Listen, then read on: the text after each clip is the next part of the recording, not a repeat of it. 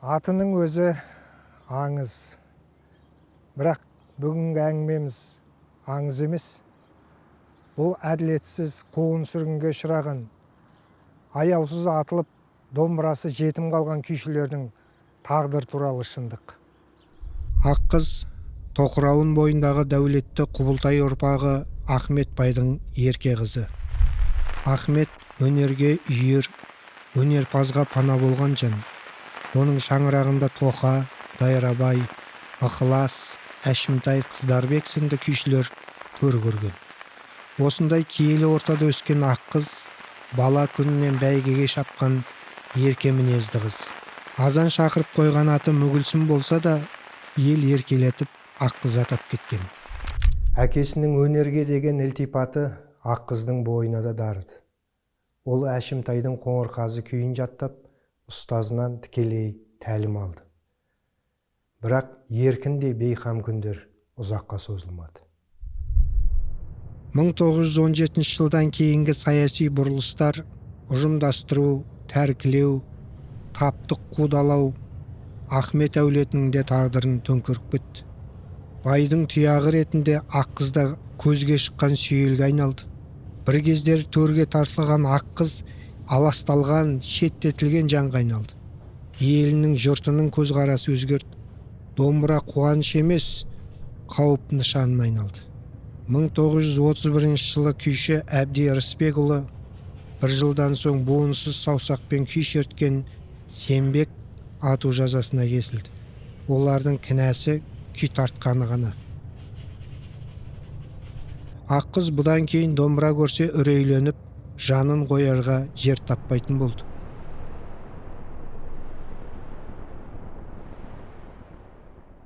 Бірақ шер іште тынып жатпайды. Мұң үн сұрайды. Бір кезде күйші Аққыз арқасына алақабын асынып алып, тезек теремін деген сылтаумен далаға шығады. Қап ішінде қалақтай ғана қоңыр домбыра.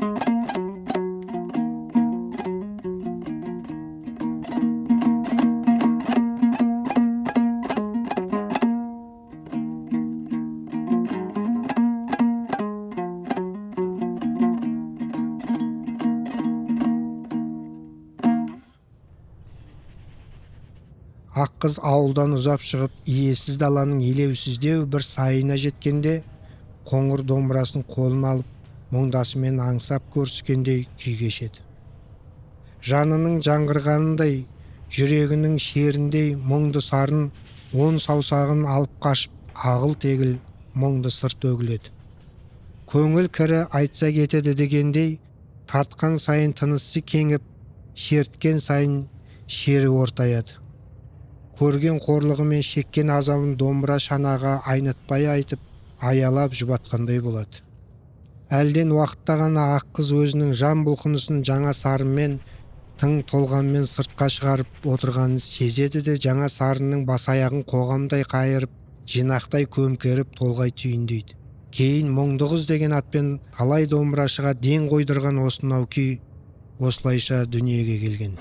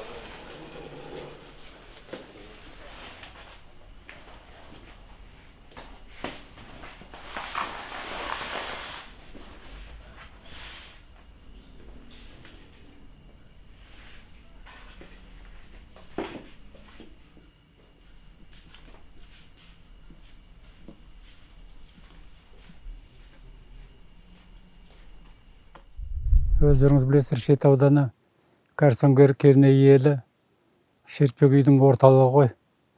Солар шертпе күйшілердің біреуі Мақаш күйші. Ол Сәдуақас Көпбай болыстың немересі.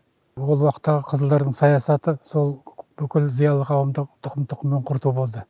Соның бірі Мақаштың өзін атып жерге көмбей далада тастап кеткенде, сонда туған туысқандар түнде келіп, жасырын келіп, ешкімге естіртпей келіп, өздері көміп, сол жер жермен жексен қылып тегістеп кеткен сол жерді.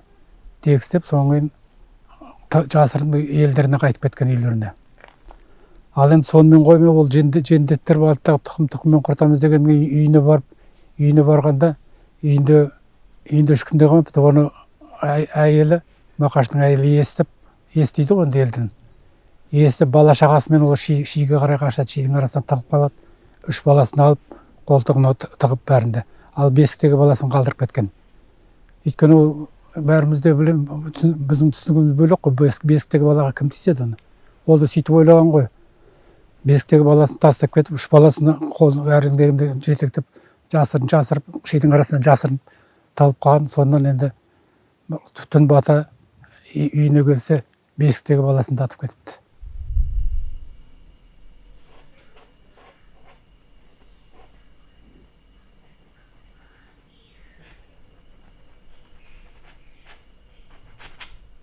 20 ғасырдың 30 жылдардағы тарихи оқиғалар Арқа күйшілік мектебіне орны толмас зардабын тигізді. Осы өңірдің күйшілері мен өнерпаздары репрессияға тап болып, олардың шығармашылық мұрасы ұзақ үзіліске ұшырады. Бұл тек қана тұлғалардың тағдырына емес, бүкіл арқа күйшілік дәстүрдің дамуына әсер етті. Музыкатану саласында репрессияға ұшыраған күйшілердің өмірі мен шығармашылығын зерттеу мәселесі көп уақыт бойы көтерілмеген. Тарихи себептерге байланысты олардың шығармаларының орындалуына тыйым салынып, есімдері ұмыт болған.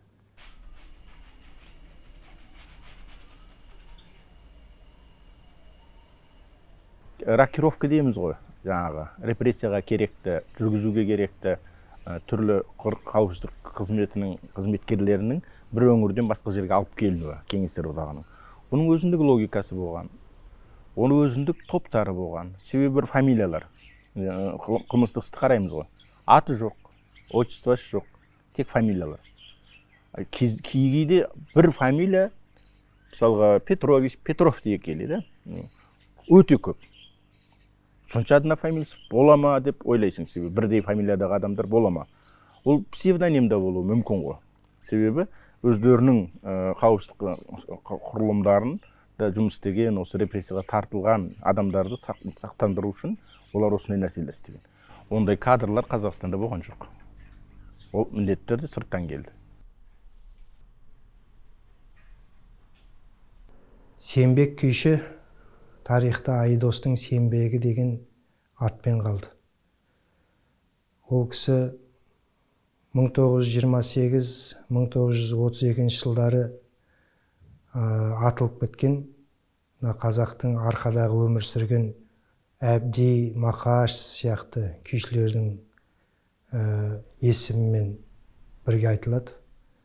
Сембек күйші туралы біз жалпы біршама ақпаратты сол Шет ауданы Ақсуайұлы жерінде өмір сүрген белгілі тарихшы, зерттеуші Кәмел Жүністегі ағамыздан алдық.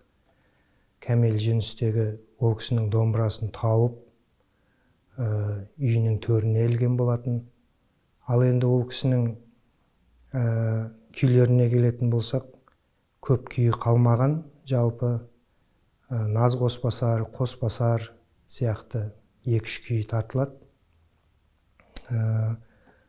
Сол Наз Қосбасарын сол ауылдың тұрғыны, белгілі күйші, біздің республикаға танымал Дәулетбек Сәдуақасұлының орындауында үнтаспаға жазылып, уақытылы қазақ күйлері антологиясына енді. Жалпы сол репрессияға ұшыраған күйшілердің қай-қайсысын алып қарасақ та, артынан көп күйлер қалмаған. Бұл күйшілердің де есімі, олардың күйлерінің де бүгінгі күнге жетуіне зор еңбек сіңірген Кәмел Жүністегі ағамыз.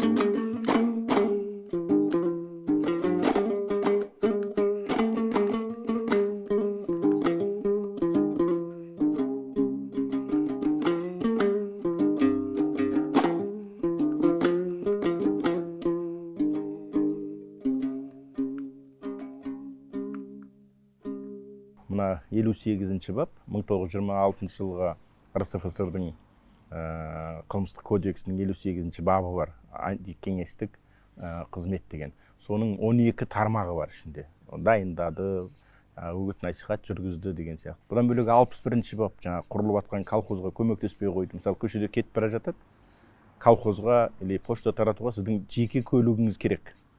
Мынау мен көлігім ғой, бала шағам бағып отырмын, жеке шаруамын десеңіз, ол қарсылық болып саналды. Сондай баптар бұл саяси ауқымының өте кең екенін көрсетті. Сондықтан да бұл статистика да өзгерді. Баяғы 25.037 жылы атылды, олар көзі ашық, мемлекеттік мекемелерге істеген зиялылардың жағдайы. Одан бөлек қанша байлар, оның туысқандары, бала шағалары мен өңірдің байлары, бай дегеннің өзі шартты нәрсе. Себебі өрде 1928 жылғы декретте бай деген арналған, бірақ ішінде бір бап бар. Бұрын патша билігіне қызмет еткен түрлі структураларға, құрылымдарға, мысалға ақ гвардияшылық, болмаса алашорда құрылымдарына істес болған, соған ниеттес, тілектес болған деген бап бар. Ол бойынша тіпті байлығы жоқ болса да, малы жоқ адамдарда төрелер түрлі, ханның тұқымдары бұрынғы. Правитель болған, болыс правитель болған, жаңағы болыстың басқарушысы болғандар не қылды. Енді осындай төңірегіне адам топтасатын, тотальды большевиктендіруді, советтендіруге кедергі болатын тұлғалардың бәрі кірді. Бұл жерде әлеуметтік, мысалы, кімдер болуы мүмкін? Олар діндарлар, сөзін адамдар тыңдайды. Олар өнерпаздар әртүрлі деңгейдегі. Ол себебі жырлар айтылуы мүмкін, болмаса күйшілер болуы мүмкін. Одан кейін, мысалға, жаңағы бір пласт, өзінше бір мергендер, мен өзім сөз көп қарадым, себебі деген көп мерген, бұл 30-шы жылдар деймін. Сөйтсем енді ол кезде енді көшпелі шаруашылық әлі бітпеген, қазақтың өзін-өзі қамтуында аңшылықтың рөлі болған ғой, яғни маңайда. Ал елде аштық. Сол кезде жаңағы мергендер жаңағы атып, аң атып, өзінің ауылын, туысқандарын не қылады. Ол колхозға қарсы, ол колхоздың нелеріне қарсы деген сияқты нәрсемен оларды. Балуандар, мысалға, ондайларда категориялар болған. Бұл репрессиялардың өзі мемлекеттің табиғатынан шығады. Яғни құрылып отқан құрылымның таптық негіздегі дәстүрлі шаруашылық түрлерін мойындамау, сөздерге құралған істерді өте көп көрдік. Қылмыстық істер. Куә дейді бір-екі адам, ол айтты дейді, айтпады дейді, енді көзден жазылған ештеңесі жоқ. Бірақ енді уақытқа салса, бұның бәрі жасалған. Мына Мәмбет Қойгелдиев алашский дело кітап шығарды жақында, профессор. Сонда бір жақсы ұғым пайдаланады. Сфабрикованные дела деген ғылыми атауы. Қолдан жасалған істер. Күйшілік өнерде осы мына репрессияға қатысты көптеген деректер кездеседі.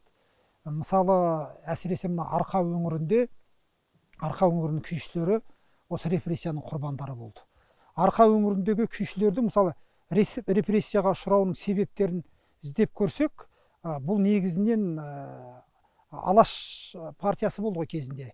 Әбди күйші, Сембектің Айдосы деген күйшілер, жаңағы күйшілердің барлығы осы Алаш партиясындағы қатарында болған деп айтуға болады. Осылармен мүдделес болған, пікірлері бір болған, осылардың тіпті жиындарына қатысып, осылармен қазақ халқының тәуелсіздік жолында бірге болған адамдар болған. Сондықтан да бұл кісілердің репрессияға ұшырауының себебі, бірден бір себеп осы. Себебі мына архивтік құжаттарға қарап отырсақ, осыны дәлелдей түседі. Тіпті үстінен іс қозғалған жаңа күйшілердің. Сол 32-ші жылдары жаңағы күйшілерді атқан екен. Енді бізге әлі белгісіз көптеген күйшілер бар репрессияға ұшыраған. Біз енді аттары белгілілерін ғана айтып жатырмыз. Тіпті осы Арқа өңірінен 30-ға тарта күйші атылған деген тіпті деректер айтады кейбір зерттеушілер.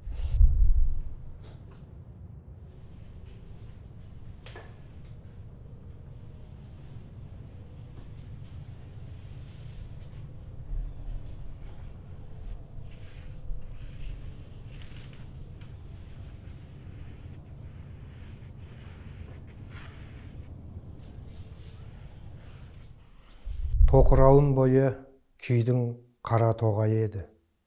Бірақ бұл маңға ерте жеткен саясаттың қара дауылына пана бола алмады. Күй тартқан үшін қуғындалып үн шығарған үшін жау саналған заманда алғашқы атылғандардың бірі Ахметжан Сармантайұлы еді. Ахметжан халық арасынан шыққан, өмірін домбырамен өрген дарын иесі. Тәттімбет Тоқаның өнерін пір тұтып, сол биіктен үлгі алған.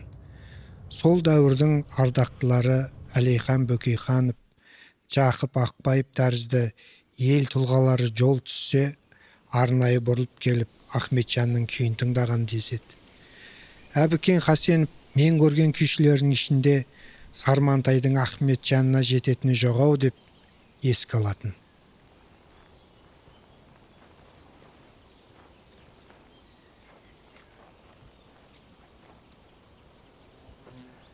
Күй дегеніміз жүректің шындығы. Бірақ ол шындық Совет өкіметінің шеңберіне сыймайтын еді. 1930 жылдың 12 наурызында НКВД Ахметжан тұтқындады. Айып қылмыстық кодекстің 58 бабы.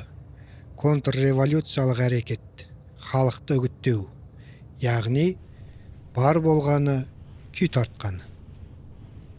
Алғашында оны ұстауға Қарқаралыдан 5 қазақ офицері келеді. Бірақ Ахметжан оларды қадірлі қонағындай күтіп алып, күйін тартады.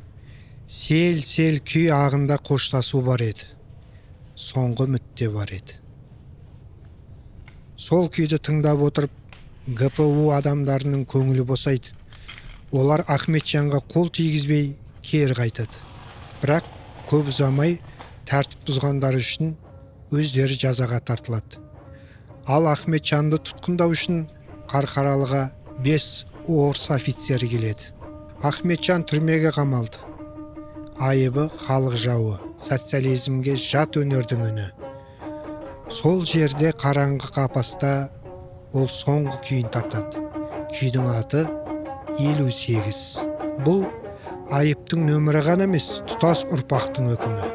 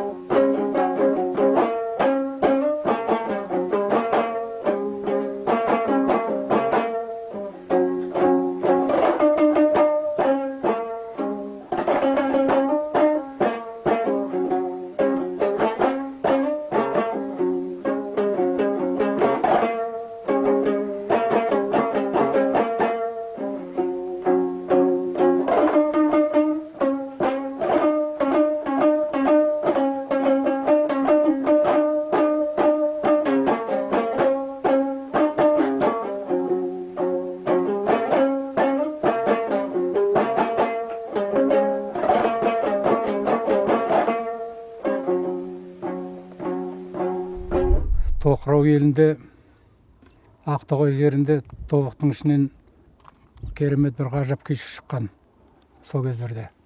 Сармантайдың Ахметжаны деген. Ол тек қана күйші емес, өзі керемет шежіреш адам болған. Беделді, сонда байсалды, сол құрметті елдің құрметті азаматының бірі. Сол енді сотталып үштіктің несімен ұсталып тұтқындалып кетіп бара жатқанда, пойызға мініп бара жатқанда айтқан ғой, әкеп беріңдерші, менің домбырамды әкеп беріңдерші депті.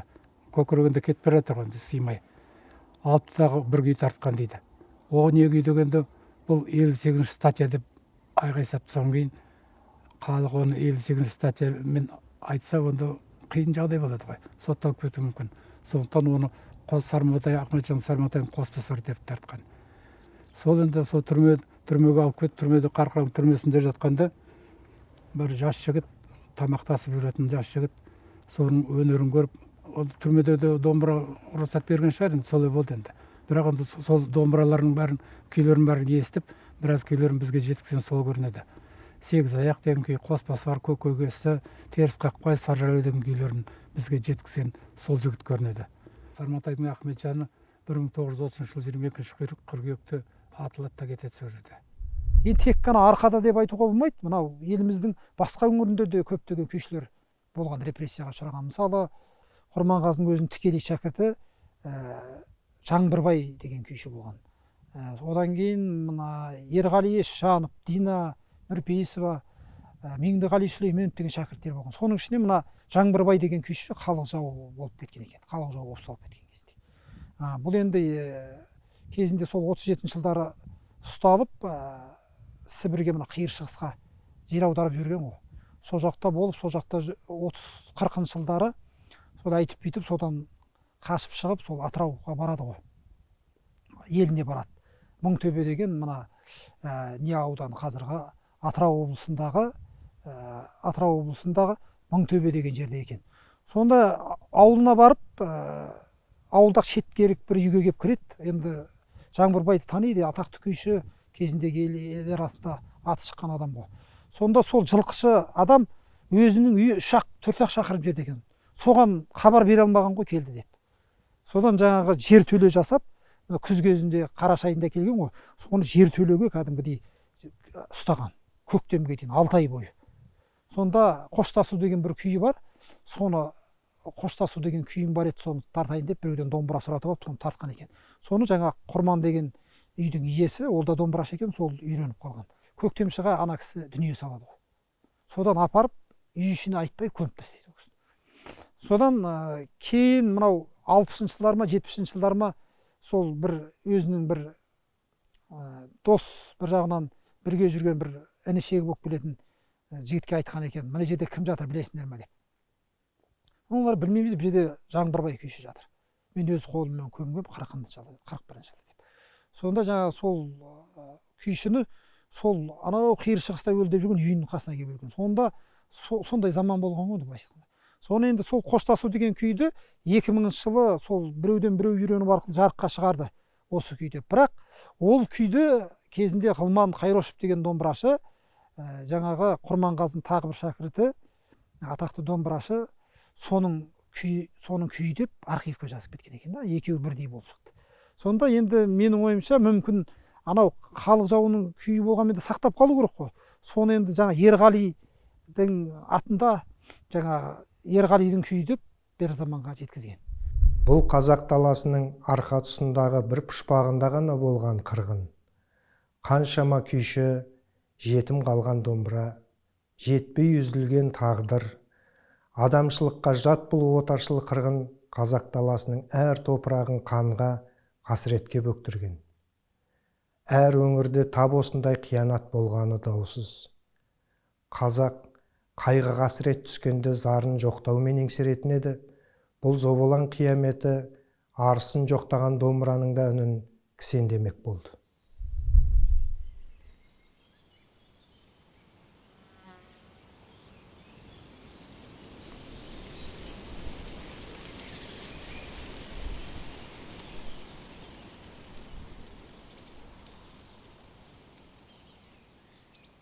Біз қазір 1938 жылдары ірі репрессияға ұшыраған, қуғын сүргін көрген,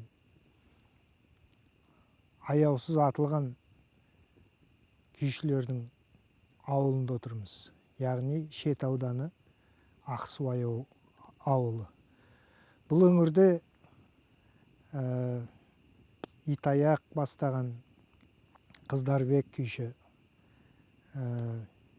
Әбди, Сембек күйшілер, Мақаш, Ақмолда сияқты күйшілердің туып өскен жері. Сол қатарға ұлы күйші Әбікен Қасеновті де жатқызамыз. Бүгінде сол күйшілердің жолын жалғаған ірі күйшілер деп айтуға болады. Кезінде осы ауылдың үлкен тарихшысы